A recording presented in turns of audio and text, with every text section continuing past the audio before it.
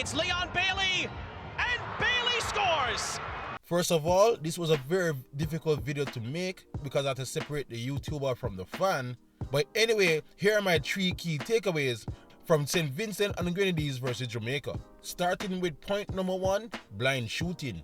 Alright, I'm going to, probably look at a few positives of the game first and do something I don't normally do, which is to actually look at the stats first. Now, if you are showing a friend or a family member the stats that has not watched the game yet or even know the final result, you will look at these stats right here and think that, well, Jamaica dominate the game and probably racked up 3 to 4 goals. I want to especially highlight right there 16 shots in total compared to St. Vincent's 8 and 7 were on target compared to their 3. And I must say, Jamaica really should have taken care of business, especially from the first half. They got so many clear-cut chances that they just failed to take. Shamar Nicholson got one here very early on that he kind of stretched for it and the keeper did the job, fair enough. But Sule McCullough, these are the type of goals you normally take that crown you Captain Fantastic back in the JPL. But our overall build-up and play was still a bit too slow, especially if you want to break down a low block. I must give them credit though, second half Jamaica came up much more flying with much more purpose. I will now finally got to see the likes of Gray and Bailey come into the game much more. Gray and Hayden test the goalkeeper, and then we saw Pinnock got one of the best chances of the night and somehow manages to hit it against the goalkeeper. And then we have to talk about the one time they got the ball into the back of the net from a decent shot. Well done by Dexter Lemon-Keister right here. We know he has a long way shots on him, and he got it into the back of the net. But when I first saw it live, I immediately thought that was offside. Now, Steve McLaren, Liam Bailey, and some others do question if that was really offside, if Bailey really interfering with the play. And sure, if we had VAR, we would be looking at the angle to see if there was any chance the goalkeeper would stop that shot, regardless if Bailey was there or not. But without VAR being there, I think that's going to be called an offside any day, any time. I also want you to look at the possession stats real quick as well. We had 72% of the ball, and again, this was clearly by design by St. Vincent, who backed their goalkeeper and defense to soak up all the pressure and hit us on a counter. And I will tell you this, we fairly struggle with that type of play. Well, overall, my substantial point is this. We have seen it with Cuba, and we have seen it especially against other so-called lower teams, that Jamaica just simply lack that killer instincts. We need to be a lot more clinical in front of goal, especially in World Cup qualifying where chances will even be more at a premium. And perhaps it is nothing we can do with the current crop of players, and maybe we just have to hope a certain boy named Mason comes in and be our holy savior. But we will see what we do, especially in the second leg. Alright, point number 2, too much like for like. Okay, so now we can look at the starting 11 that Jamaica threw out there. As you can see, it is pretty standard with many people who they thought would be there, except I don't think much people had Sule McCullough, Dryden Hayden in midfield. And I am one of those, because they practically kind of are the same players. Sure, Hayden can play more of a box-to-box, and that's where he was deployed here, but it's a shame I can't ask Steve McLaren, with you expecting a low block coming in front of you and you need some more creativity, why would you play the likes of Hayden and McCullough together? Similar defensive type of minded players. I do give credit to Hayden. He did try to join the attack. He got off a good shot and tried his best to, to help us get a goal on the board. But again, I felt we looked much more better when Sule came off. Hayden was the lone defensive midfielder, and Bobby Reid, who had a tough night until he was pushed back deeper into midfield to play alongside him. Against McLaren would tell me he was just that much worried about the counter-attack and wanted to shield in front of the defense.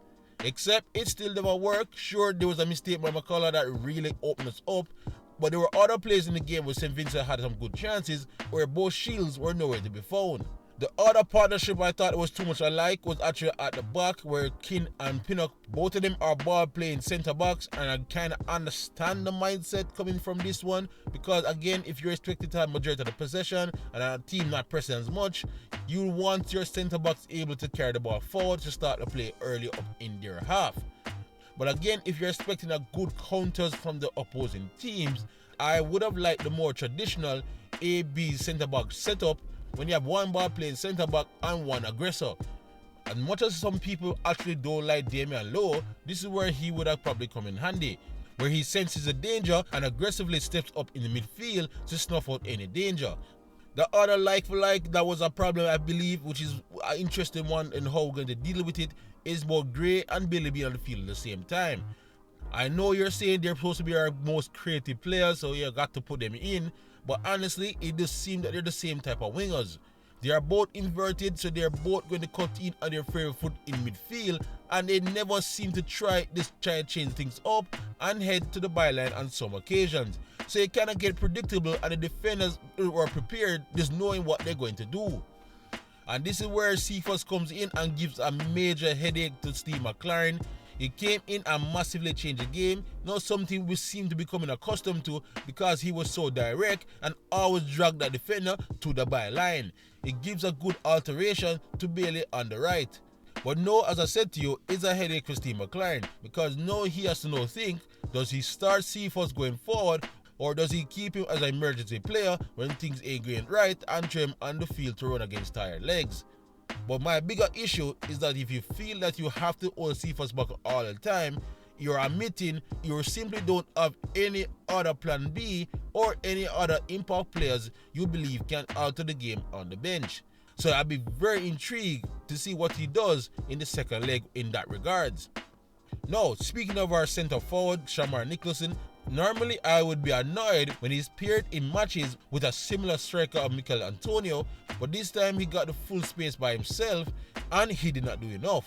Bowser is kind of starting to remind me of Olivier Giroud, where if he's not getting service, it is seemed pointless to have him in the game. I am not expecting him to come super mobile just overnight, just like that, but he has to do more, at least with his holder play, to try help out his other midfielders to get things going. I mentioned in the preview that I was a bit surprised to see Warner Brown there, and while Warner Brown does not have the same qualities as Shamar Nicholson, he does bring something completely different. When he came on, he was buzzing around that front line, as he clearly brings pace and mobility, and it was one of those key factors that help us draw the penalty. So I would give Steve McLaren credit there, but some people probably will be wondering why the likes of Cephas and Brown and Dixon were not shown on a bit earlier, but maybe we could have even won the game. Alright, final point, the Vinci Eat is real. Yeah, I got to end this video by, not forgetting that we did not play against Ghosts, we did not play against Training Cones, we play against a very well-drilled team in Saint Vincent and the Grenadines. They came with a clear plan to soak the pressure and use their pace to hit us on the counter, basically giving Jamaica a taste of their own medicine, and they were a few moments away of it working completely. I mentioned in the preview, look out for 3 players, and I believe that all 3 of them had a massive game. Speed was very good in that midfield. Cornelius Stewart was also a big threat, especially in the first half, and honestly, even though Blake make a good save on one of his shots, the second one where he built up his strike partner Anderson, if he had just gave Anderson that ball, we'd have probably been down much earlier. But speaking of Anderson, man, he is a definite threat, especially in transition, and that pace is no joke. But he also displayed in this game that he has a finishing touch. I must also give credit to the centre back. I think his name is Marshall, if I remember correctly. He was immense in centre back, and of course I have to give credit to their goalkeeper, who pulled up some good saves that almost got them to the promised land. And my final big up just have to go to the Saint Vincent fans. I felt they were great, they built a good atmosphere, especially when their team was winning in that second half. And I'm quite sure they earned not just mine, but other Jamaican football fans' respect. But anyway, that's my review of the Saint Vincent versus Jamaica match. With all eyes now turn to Tuesday in Kingston at Sabina Park, where the return leg kicks off at 7 p.m. It was not our finest hour in Jamaican football history, but if they go out there on Tuesday and bag in 5 or 6, no one will remember this game here in St. Vincent. So, something for them to work for. But I'm quite sure the St. Vincent team won't roll over and die, so it should be a fun watch come this Tuesday. But otherwise, thank you all for watching, and please like, subscribe and share as we look to keep you up to date on all things on the Reggaeboyz in 2025 and beyond. So YouTube, big up yourself.